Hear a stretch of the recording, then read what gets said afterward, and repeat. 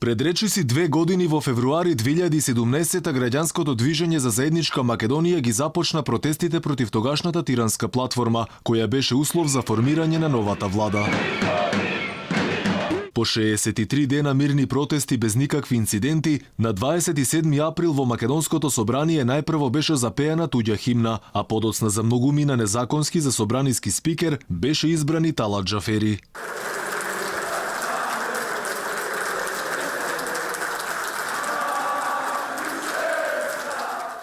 Ваквите собраниски случувања предизвикаа и гнев кај граѓаните, кои потоа влегоа во собранието откако одвнатре им беа отворени вратите.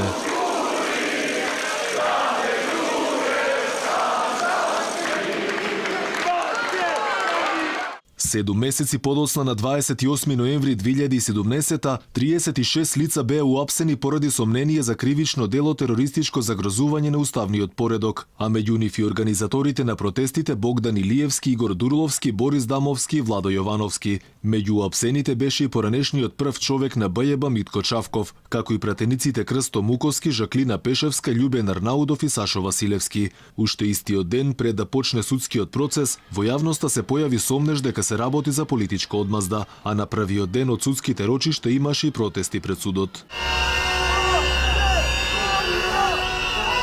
Сомнежите за тоа дека судскиот процес можеби е и политичка одмазда беа подгреани и од изјавата на сегашниот градоначалник на Скопје, тогаш портпарол на СДСМ Петре Шилегов. Тој на само 2 дена по влегувањето на граѓаните во собранието го кажа делото терористичко загрозување на уставниот поредок и безбедноста кое подоцна беше покренато и од обвинителството. Во четвртокот во собранието беше извршено кривично дело терористичко загрозување на уставниот поредок и безбедноста.